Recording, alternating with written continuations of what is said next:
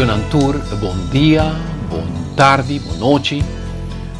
29 de julho de 1984. Estão 22 anos passados. Corsouta batana ale palo.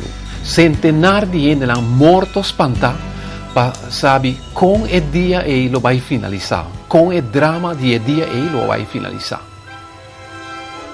Nós está referindo a sequestro de aeropostal vuelo 252 que estava a cobrir a ruta Maiquetía Corsou durante quando um dominicano e um haitiano a assaltar o avião, poniendo vida de 85 pasajeros y tripulantes eran seriamente en peligro de muerto durante 2 días largos. Suco no sagaba su mes, se nos tursa, pero permíteme visa que después de controlador aéreo de Maiquetía, mi tabata e promé persona, tanto na Corsou como inter Venezuela, que de arranhar de sequestro aqui.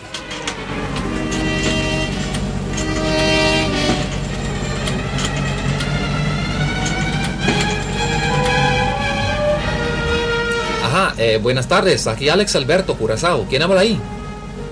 Ah, ¿cómo está? ¿Cómo le va? Mira, tengo una notición, vale. En este instante ha sido secuestrado un avión de la línea aeropostal venezolana que cubrió la ruta Maiquetía-Curazao. Bueno, hace 10 minutos atrás. ¿Que si estoy seguro? Bueno, chicos, claro que sí. Mira, y tengo también una grabación entre el capitán de la nave y el centro de control de Maiquetía, cuando el capitán transmitió las exigencias de los secuestradores.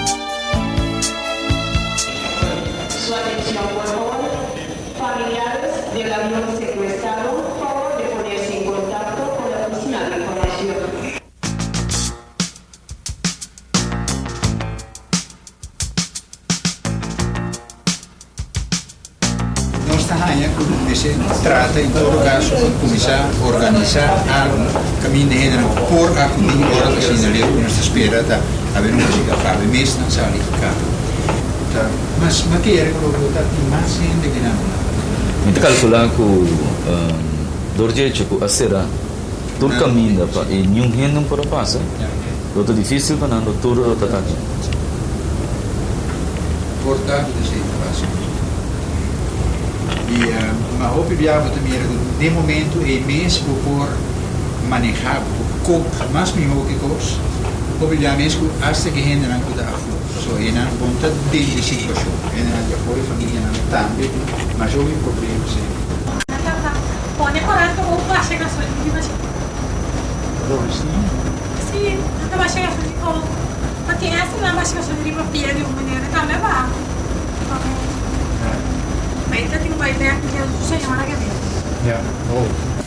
En verdad, este avión está para o combustível, com um piloto weliswaar, pero un piloto altamente fatigado.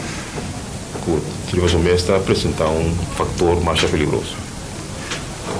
Assunto não se trata de convencer essa pessoa, não. Me tem que revolver isso aqui não com grande alto de probabilidade de sequestrador não aqui da identificar como certo senhor Dominique e tanto assim de origen haitiano. Não pode ser que era bom com prensa carga com nós, tem coisas que no momento que nós não podemos votar, simplesmente para ele não sirve a causa que você venga. La historia de este acto de piratería está resumido aquí, en la emisión especial de El Observador que narra Ana María Fernández con el apoyo de nuestro corresponsal en Curazao, Alex Alberto.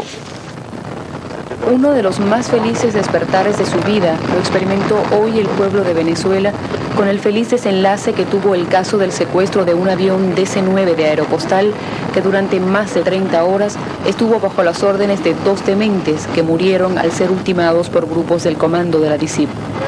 La pesadilla que vivieron la tripulación y los pasajeros del avión de Aeropostal comenzó el domingo a la 1:35 de la tarde, 5 minutos después de haber despegado el aparato hacia Curazao.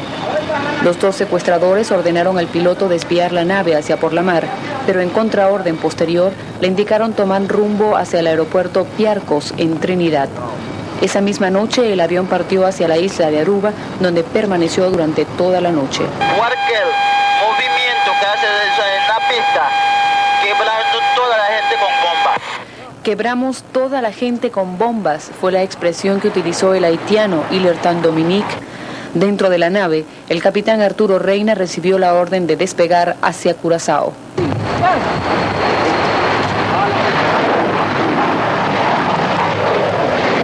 A las 8:57 de la mañana del lunes, el avión de Aeropostal aterrizó en el aeropuerto Albert Pressman de Curazao. La situación en el aparato fue siempre de constante zozobra. Al llegar a Curazao, se habrían escuchado 2 disparos dentro del avión. Ya en Aruba se registró un primer disparo.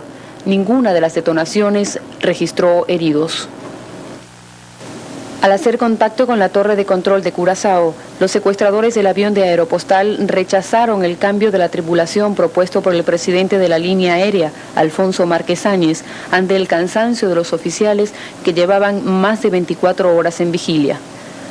Los aeropiratas aceptaron asimismo el suministro de aguas y alimento para los pasajeros, al tiempo que exigieron una carta de vuelo, ya que se proponían seguir viaje hacia Medio Oriente.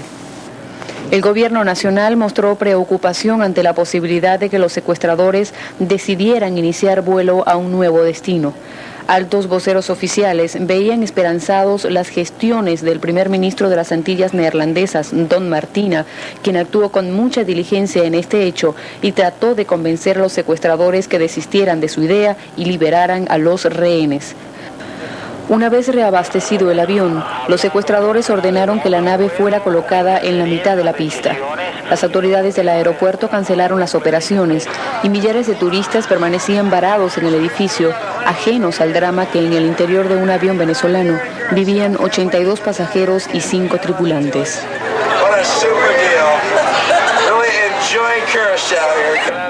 Evidentemente, los plagiarios querían una visibilidad completa a su alrededor. En repetidas oportunidades dijeron sentirse inseguros en el aeropuerto de Curazao. Jamás pensaron que en una avioneta procedente de Bonaire, que aterrizó y se estacionó en un lugar estratégico, vendrían comandos venezolanos con la más firme decisión de tomar el avión cuando se considerase conveniente. El comisario de la DICIP, Henry López Cisco, y un grupo de hombres entrenados para tal fin, comenzaron los preparativos inmediatamente. A medias se despojaron de sus ropas, calzaron zapatos tenis y portando chalecos antibalas, subametralladoras y pistolas de gran potencia, se colocaron en un sitio donde no pudieron ser vistos por los sujetos que se habían apoderado del avión. La tarde comenzaba a caer sobre el aeropuerto Albert Pressman. La cuenta regresiva estaba en marcha. La oscuridad de la noche ayudaría en su acción a los comandos venezolanos.